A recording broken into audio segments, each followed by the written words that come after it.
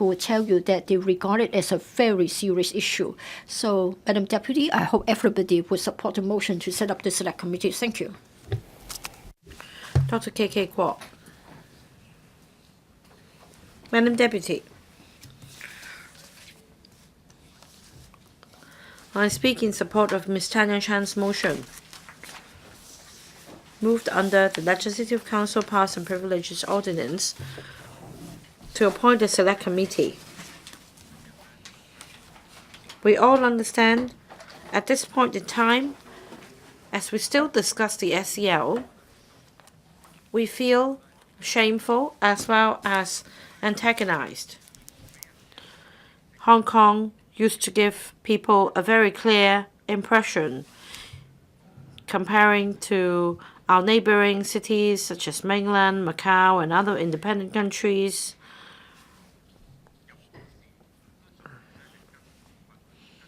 We are a place where we abide by the law and we work according to the rules and the laws. But in recent years, it is really an eyesore. Sharton to Central Link projects may just be the tip of an iceberg.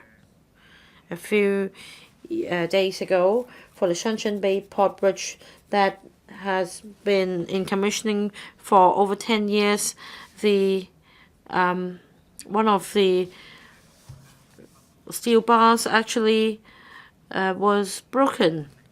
Well, it wouldn't be surprising if we hear something like this in the mainland, because in Southeast Asian countries, we heard about the breaking of a bridge, and it's nothing new.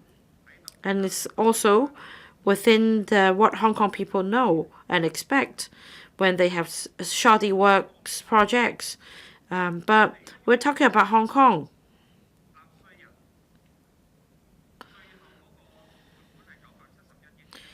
Well, the final construction costs are stood at the tune of $97.1 billion, but according to the government, definitely they will come back to Letchgo for more because we're used as an ATM machine.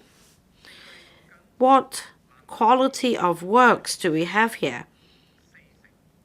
40% of the RISC forms, risks forms, in other words, have gone missing for the north-south approach tunnels, etc. I think this is beyond the comprehension of the construction industry, because there should be 4 copies of each form submitted to the MTRCL, and there are also 2 M&V consultants in the Highways Department appointed by the government, and there are 3 hurdles to go through, and yet we have such a mess. And at the COI inquiry appointed by the government, and I'm not going to quote everything from the inquiry.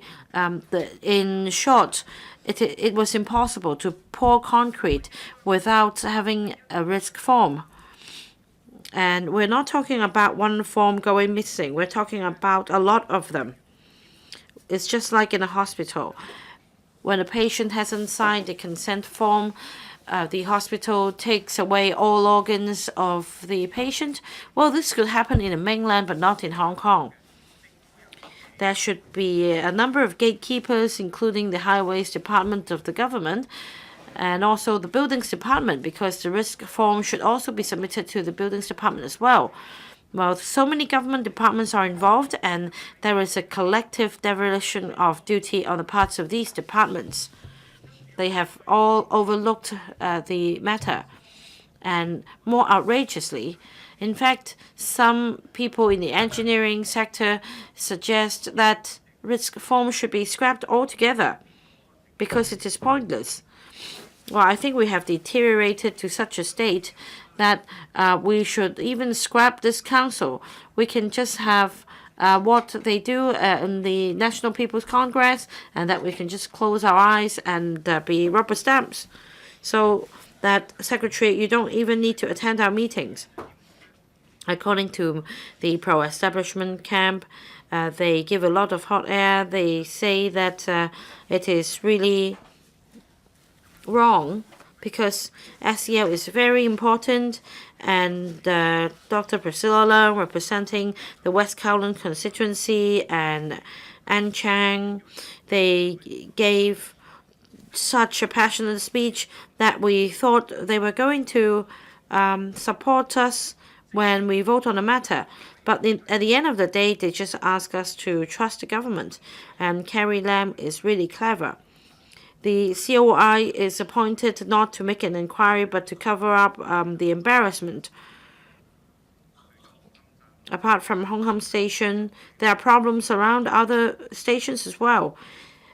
The CEC station and other problems.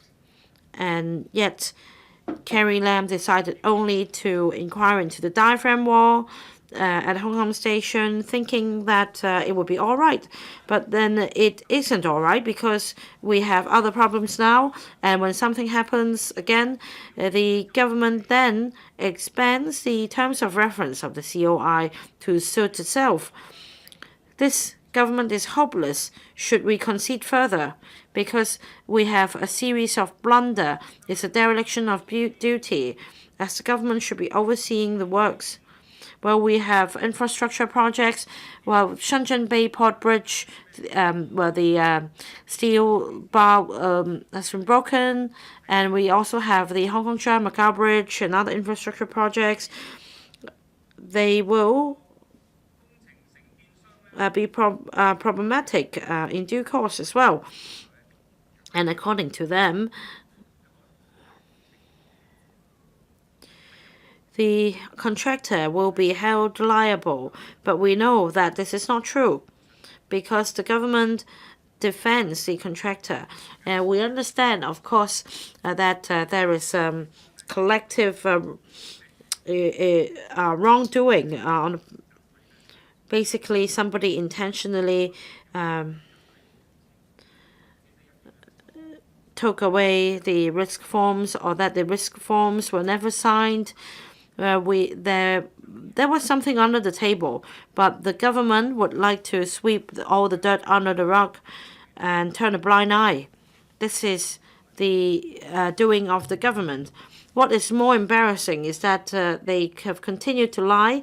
And just now, according to other members, questions were put to the highways director, and it was impossible for him not to know who signed the forms, because they also appointed managers, etc. I remember I asked the highways department as well, and according to them, their supervision mechanism is really stringent, and there should be no problem. When they ask for additional funding, they would say yes to everything, whatever questions we put to them. In the end, they could not do anything at all, and it's outrageous for us to continue to have trust in the government. And some of them said that it's all right. The police the LEA would look into the matter. It's outrageous when they are doing some dirty deeds collectively. It is dereliction of duty. And then some members say that if LegCo appoint a select committee, there would be an overlapping of duties. Well, they should go home. It is the LegCo members' duty to do so, to monitor the government, especially when the government is now in this state. Together with the dereliction of duties of the Highways Department, Buildings Department, together with the MTRCL, it's really unbearable. The MTRCL, of course, should be accountable, because the risk form should first be submitted to the MTRCL. And the MTRCL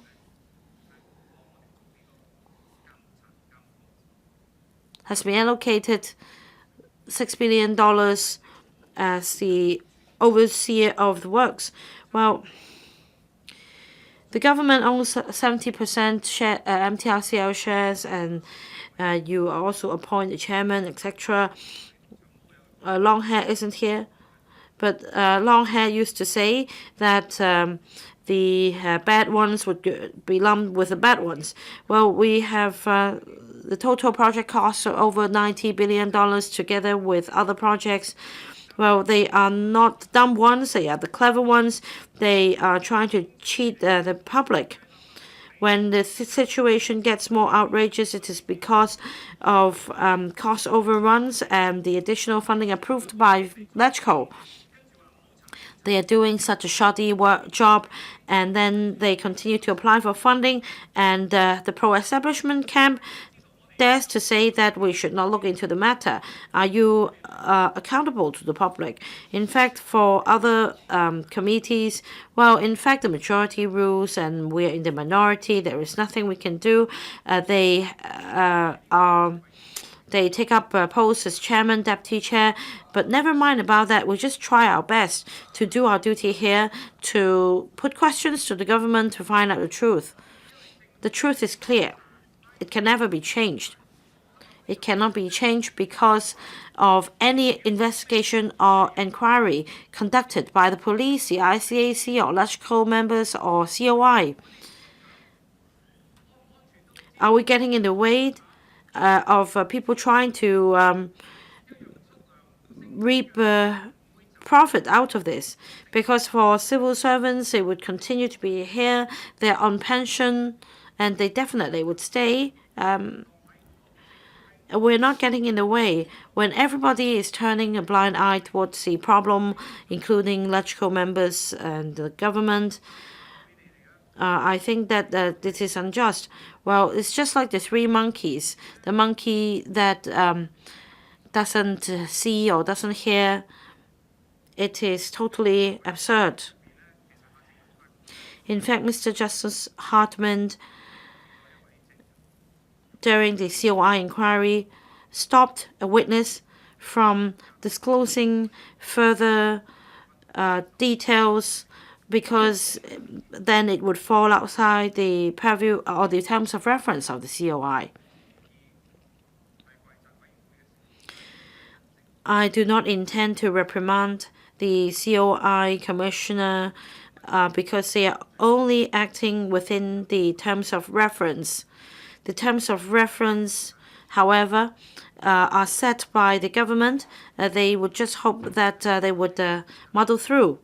If we had a responsible government here, we wouldn't need members to move a motion for a select committee to be appointed. They should come clean themselves. But let's not fool ourselves. This won't happen. This is not how our government is, because no matter how poor the performance of the government is, they will continue to save face for themselves, and the general public can be compromised, safety can be compromised, public money can be spent, it's not their money, and then when you try to remedy the situation, you can always get more funding from the public coffers. And we also have the contractors with mainland background. They may be state-owned enterprises, and then they can just sponsor the pro-establishment camp by giving political donations. So as long as they draw a painting or give a dance, and then they would support the appointment of the chief executive, etc. Everything is dirty. It's under the table. And Hong Kong is now in this murky waters, and together with the pro-establishment camp, you can all cover up for each other. How you dare to say no to the select committee? Because if we have the truth, it will not be changed by anything. Not by the select committee that we propose to set up. And this is what we want to have. At the end of the day, the public wants to have a safe railway. And more importantly, we must not allow the government to do whatever it likes. The government must not do anything that might undermine the public safety. This is unacceptable. Mr. President, of course, I understand that this motion will not be passed because the pro-establishment camp will defend the government. However, it will be put on record. History will show how the pro-establishment camp defends the government and that no improvement will be made and that things will continue to be murky. I support Ms. Tanya Chan. Mr. Christopher Zhang. President, I speak to oppose Ms. Tanya Chan's motion, and that is to invoke the PNP to establish a select subcommittee to inquire into the latest problems in the SCL. I think for the new problems of SCL, the police have stepped in, and the government has expanded the terms of reference of the COI headed by a former judge. And the latest problems will be covered in the investigation. So in that circumstance, if the LegCo appoints a select committee to do the inquiry, then that's superfluous. So I don't think we should waste the precious time and resources of the LegCo to do something which will not be effective. I must also clarify that I oppose Ms. Tanya Chan's motion. It doesn't mean that I accept the MTRCL's explanation and their acts or endorse their acts. The MTRCL is managing the SCL, and there has been scandal after scandal, and the things are going worse. And I find this very inconceivable and infuriating. And I understand that things have already happened. Even if we seriously criticize MTRCL, that will not be of any good. So I hope that the MTRCL can reflect upon itself seriously. The MTRCL's supervision of the SCL is very poor. But it doesn't mean that the LegCo needs to appoint a select committee to follow up on the matter. Because it is plain for all to see that for the missing documents and also the unauthorized alterations, the government does not sit on its hand, but rather has been proactively, immediately handling the matter. It has adopted a multi-pronged approach to try to get to the bottom of the matter as early as possible and to try to minimize the negative impact. On the missing document, a report has been made to the police, and the West Kowloon Crime Wing has already started collecting evidence and investigation. And Mrs. Carrie Lam, the chief executive, has also immediately announced expanding the terms of reference of this commission of inquiry. And for the new problems, they will be covered under the investigation.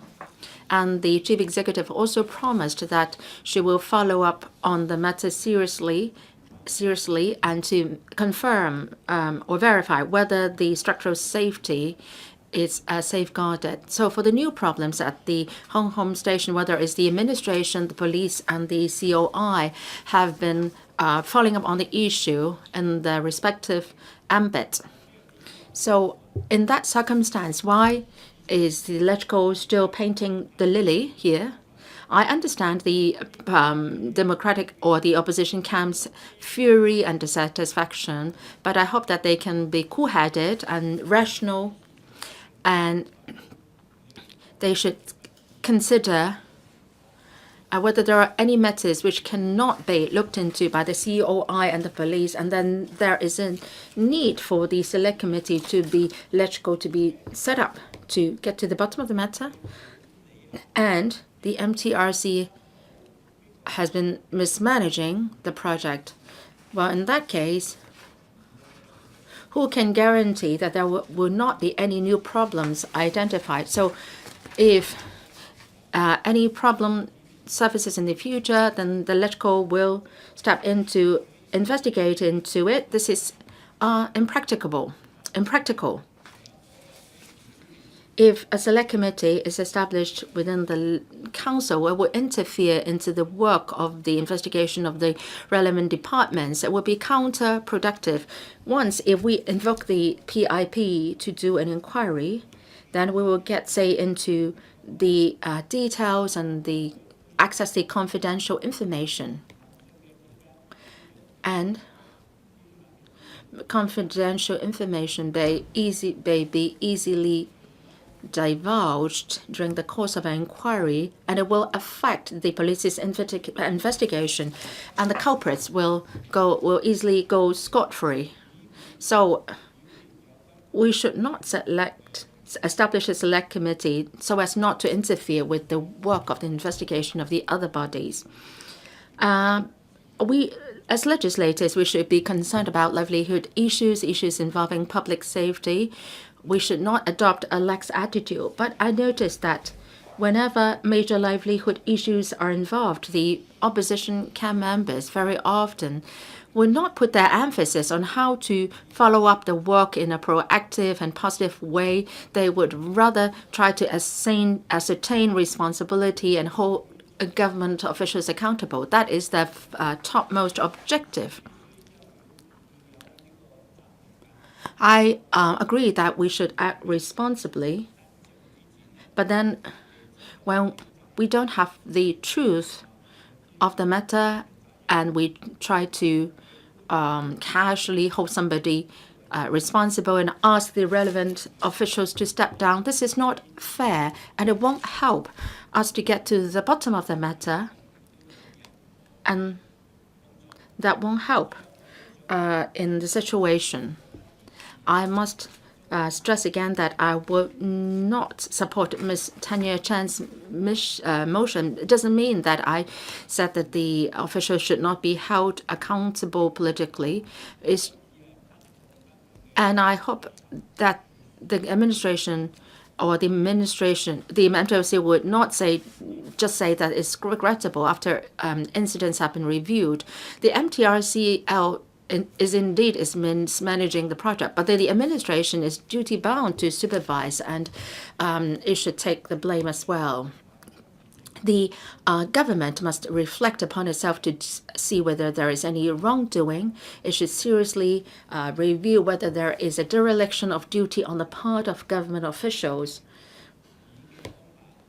There is the entrustment agreement, and the supervision system is in place. But are there any flaws? And please come up with effective measures to resolve the problem. So you should make improvements where necessary, and this is the responsibility of the government and also the major shareholder of MTRCL. Now, after the personnel change in the management of MTRCL, I hope that they would not have a repeat of the incidents, and they should try to manage each project responsibly and humbly, and only by this could they restore the public's confidence in the MTRCL. I so speak. Dr. Fernando Cheung. Mr. President, I speak in support of Ms. Tanya CHAN's motion, that is to set up a select committee under the Electrical Powers and Privileges Ordinance so as to find out about the truth. It involves the missing of a large number of documents, as well as the SCL saga as a whole. Well, we have listened to the pro-establishment camp. I think their arguments are self-contradictory. It is laughable to hear that Mr. Christopher Cheung said that the public officers should do some soul searching. And he said that we had to find out whether some public officers have been negligent in their duties. The Legislative Council would like to hold the public officers accountable, and yet he says that this shouldn't be given the first priority because at this moment we don't know who should be held responsible. He has also urged the MTRCL officers to be humble and to take the matter seriously. Now, Mr. President, if all the public officers have been dedicated to their work and they have not been negligent, and if the MTRCL officers have been humble in their work, then we won't have this saga in the first place. Now, monitoring the government is our constitutional duty. So if we don't hold the government accountable, then what else should we give first priority? If we fail to set up a select committee to carry out our investigation, there's no way we can find out who should be made responsible. If we want to establish the accountability, and yet if we don't set up a select committee, we don't know who should be held responsible. And for the SOI under Mr. Michael Hartman, he would not have accountability as the focus of investigation. So we are left with nothing to find out about the question of accountability. Would it be the job of the police or the ICC? But then, in addition to criminal elements, what about the management quality? What about other issues? Does it mean that we should forget about all such matters? For this blunder, I think we want to go after the truth.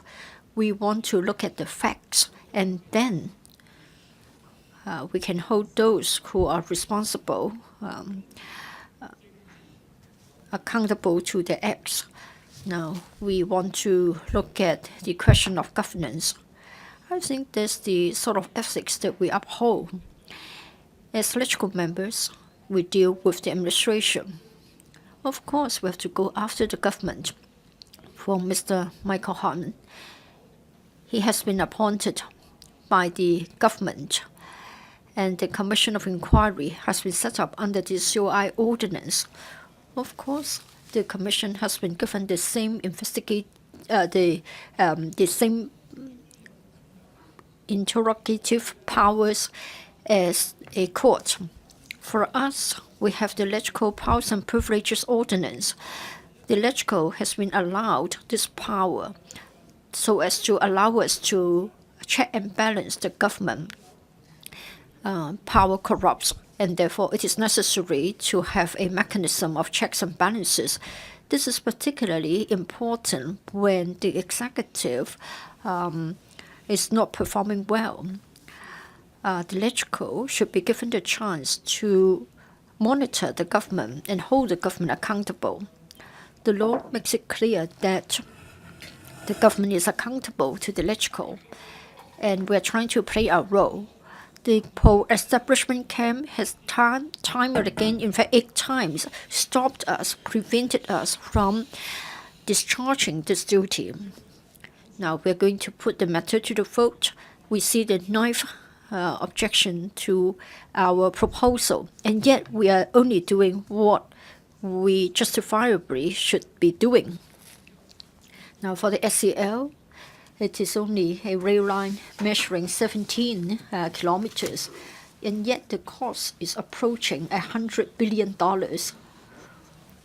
With the eruption of so many different scandals, we don't know what we're going to do with it.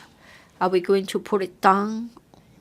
And should we build the Hong Kong extension station once again? I'm sure it is going to cost us more than the XRL. Regarding the SCL, it is going to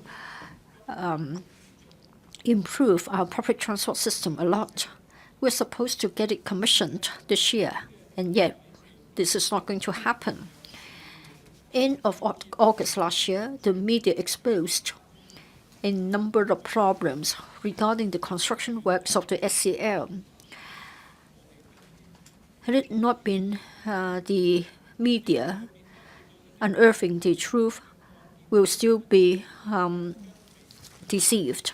The rebars have been cut, the diaphragm walls were leaking, and then for the To Kwa Wan Station, the reinforcement bars have been removed from the wall. And then for the exhibition station, they didn't provide the supports according to the requirements. And then there were settlement problems.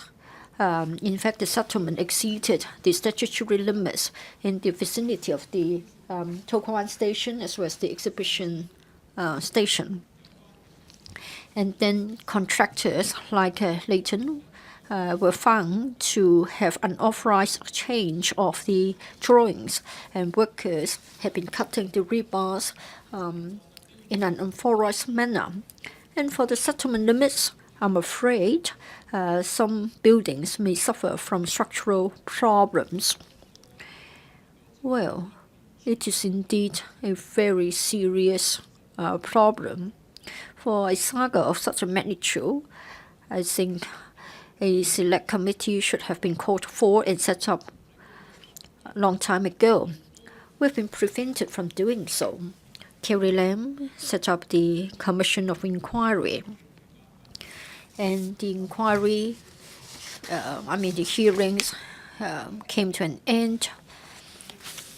And right after that, we were told that for the 3 items at Hong Kong Station Extension, including the north approach tunnels, the south approach tunnels, and the Hong Kong stapling sidings, the RISC forms were missing. RISC forms are a very stringent requirement. Many members have already told you, Mr. President, that the request for inspection survey check forms, RISC forms in short,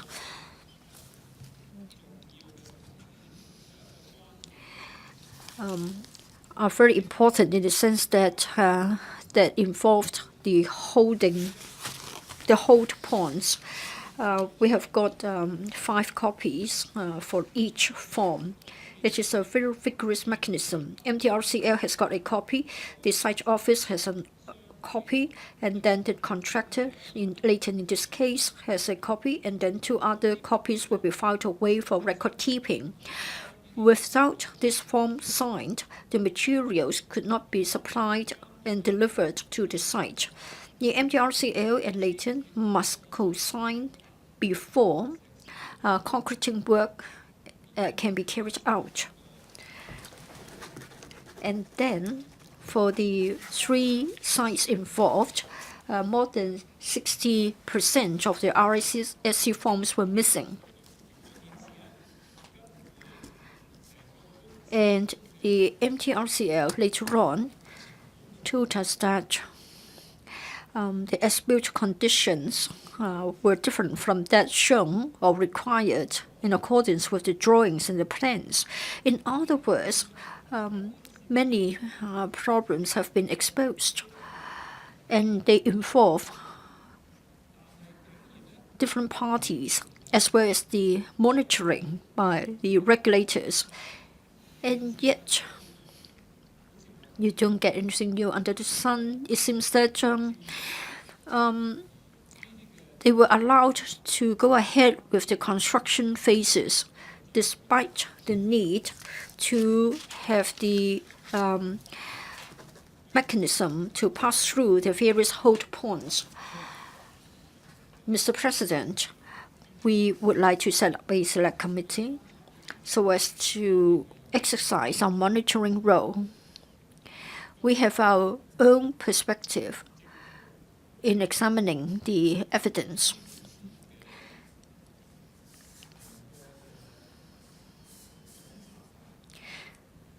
The government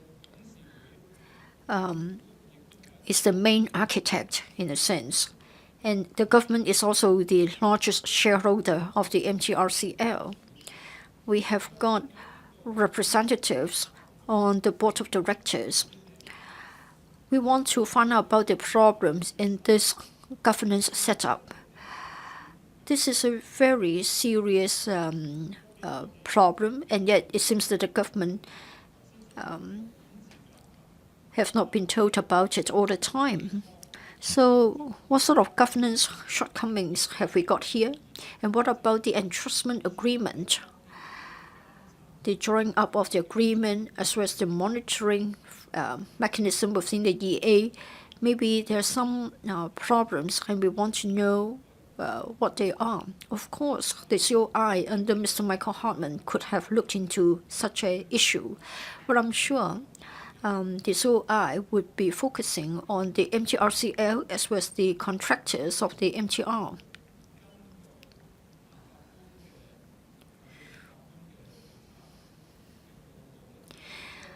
The COI will publish a report, and on that basis, we can then look at the follow-up work. However, we are more interested in the part played by the government and the responsibility of the government. We want to sort out the relationship between the government as well as the MTRCL, like the construction, the works, as well as the governance. I think the select committee or a select committee of the electrical can rightly look into such matters. Mr. President,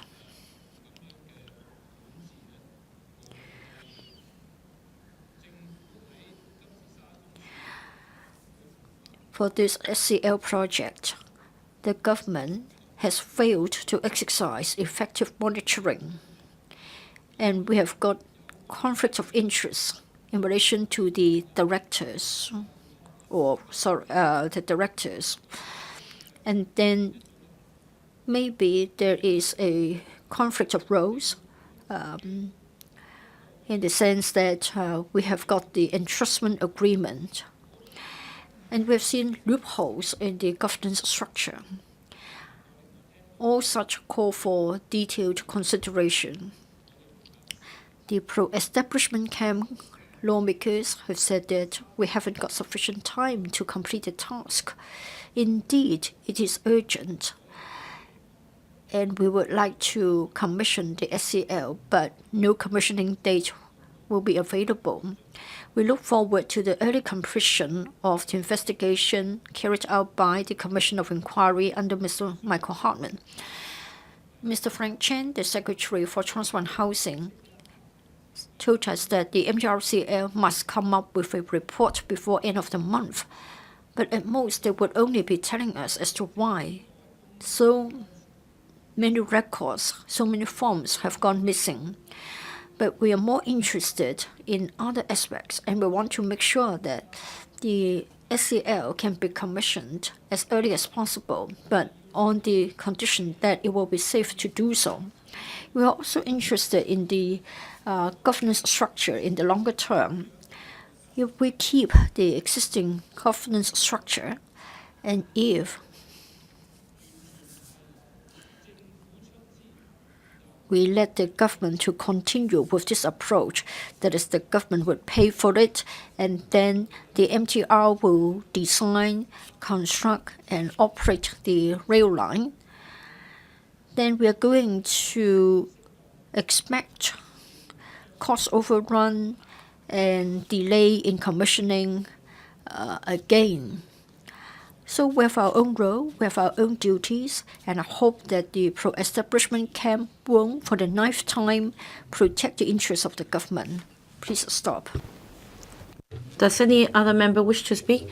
If not, I will invite the public officer will reply, and Ms. Tanya CHAN to reply, and then the debate will come to a close. Secretary for Transport and Housing, Dr. Junius Ho.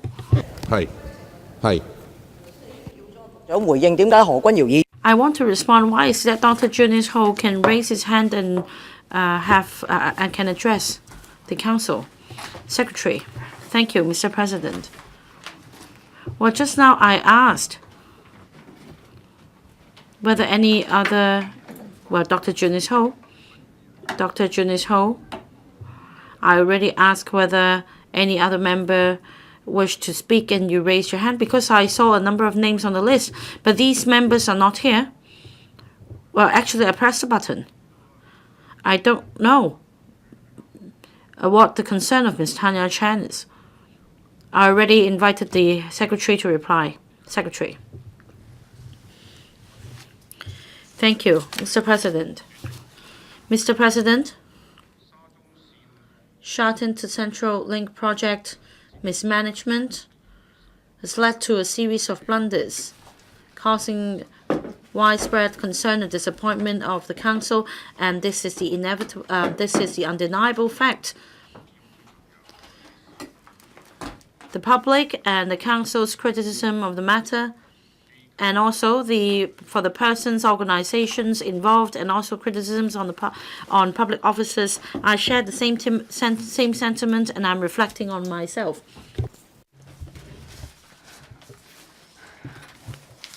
In dealing with the matter, the government has been open and sincere. We haven't covered up anything, and we have asked the Commission of Inquiry to conduct in-depth and comprehensive study. We have also established an expert advisor group to monitor the Highways Department in follow-up and the vetting the other stations in the SCL to safeguard public safety and structural safety. And in yesterday's discussions and the discussions just now, members have talked about the government teams mentioning about referring the cases to the law enforcement agencies and making reports to the police. And this is a fact quoted by the government team. And the members said that we have been inconsistent in our stance. That is not founded. Now, of course, whether the incident involves criminal elements, as mentioned by some members. Well, since the law enforcement agencies are conducting their investigations, it is not appropriate for us to make any speculations or have any discussions on this. Some members also talked about the management system. The RISC forms are missing in huge quantity. Is that acceptable? We do have a system, but it's not being implemented. Is that acceptable? I must state clearly here, the management system and the quality control system are there for certain purposes.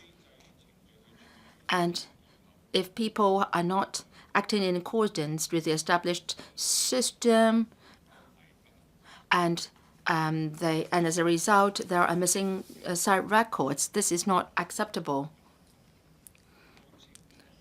And members have asked us that we should get to the bottom of the matter,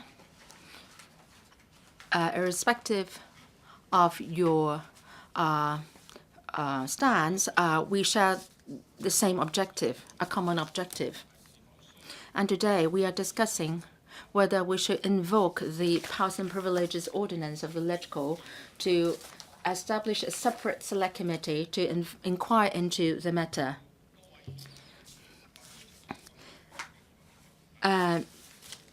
While I have heard the views expressed by many members and Ms. Tanya CHAN, I have listened to these views carefully, and on whether there is a need to establish a select committee under the Powers and Privileges Ordinance. Well, please allow me to make a brief consolidated response. First, the government will definitely seriously follow up on the spate of incidents in relation to LCL Contract 1112, on the missing records and unauthorized alterations of the works of the North Approach Tunnels, South Approach Tunnels, and the Stabling Sidings. The CE in Council on the February the 19th has amended the terms of reference of the Commission of Inquiry established under the Commission of Inquiry Ordinance and headed by the former CFA non-permanent Judge Justice Hartman, and added in the above three parts of works in its inquiry. Secondly, the Commission of Inquiry doesn't cover only the facts and circumstances on the construction works at and near the Hong Kong extension under the SCL. It will also cover the MTRL's project management and supervision system and the government's supervision and regulatory mechanism, etc. When the COI completes its work, we will fully follow up on the recommendations made by the COI, and we will make improvements comprehensively. When the COI is working and pending their submission of the report, we have already strengthened our project management work. Since September 2018, the Highways Department, on top of the regular inspection, has arranged for supervisory engineering staff to conduct surprise checks on work sites to check on the MTRCL's works management and supervision work. And they particularly focus on works control and supervision records and quality assurance. In particular, the completeness of the records and whether material test records have been vetted by the supervisory staff. And also for the project supervision committee headed by the Director of Highways will also strengthen their efforts in supervising the works. In their meetings, special items will be added to the agenda to look at whether other stations are suffering from incomplete records to prevent recurrence of incidents of missing records and to ensure that project management is up to standard. Thirdly, to ensure that the SCL project is safe, we would also conduct audit work on stations apart from Hong Kong stations to ensure that the works meet with design and structural safety standards. And if the audit results are up to par, the MTRCL, upon completion of works, must also submit to the Buildings Department certificates of completion, drawings, test reports, and certificates of construction materials to prove that the works are completed based on approved drawings, designs, and specifications. And in the process, the Buildings Department and other government departments will do their gatekeeping tasks most stringently. Some members have also mentioned whether there is a collective dereliction of duty on the part of the government departments. I must stress that different government departments play different roles during different stages of works. At critical junctures, they will act most responsibly and gatekeep stringently. Fourthly, in terms of criminal investigation, we understand that the law enforcement agencies have started their investigation, and the police have combined the two cases of alleged rebar cutting and missing documents in their investigation, and the crime unit has set up a dedicated team to do investigation. The government will fully cooperate with their investigation work. Like I said, through a comprehensive, in-depth investigation, the truth will be discovered. And through such investigation and audit work, the works can be confirmed, and there cannot be any compromise on structural safety and public safety. We can promise that we will only commission the project when it is confirmed that it is safe. Now, on the spate of incidents in relation to the SCL Contract 1112, the government will definitely take action against the MTRCL and the contractor. We will also be looking at the present regulatory system. We'll try to identify flaws and make improvements. And in the process, if somebody is found to be having a dereliction of duty, then we will seriously follow up. Based on what I said, we think that the government's handling of the matter is an effective solution, and it is a pragmatic approach, and there is no need for the LegCo to invoke the PNP ordinance to appoint a select committee to inquire into the matter. So I speak to appeal to members to veto the motion. I now call upon Honourable Tanya CHAN to reply. Mr. President, I'd like to thank members for speaking. I hope the pandemics will come back as quickly as possible, so I spoke. And I put a question to you that the motion moved by Honourable Tanya CHAN be passed. Will those in favour please? Mr. Wong Ting Kwong claims a division. The bell will be rung for 5 minutes.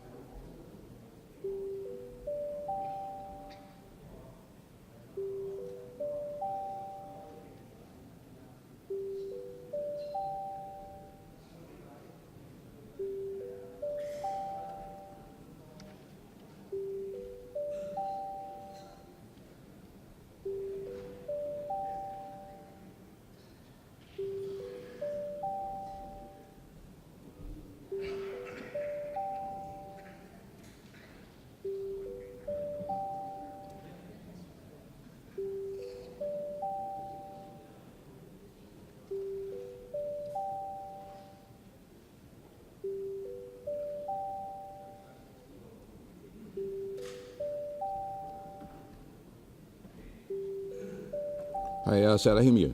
Mr. Abraham Shack.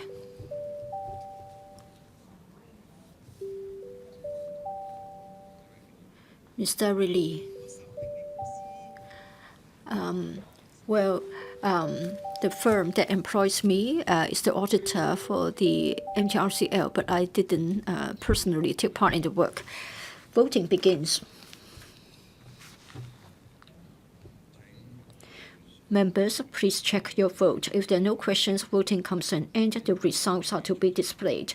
Members from the functional constituencies, 30 present, 10 for, 17 against, 2 abstention. From GCs, 31 present, 16 for, 13 against, 2 abstentions. The question hasn't been agreed by majority, respectively, of each of the 2 groups of members who are present. I declare the motion negatived. Motion debate on motions with no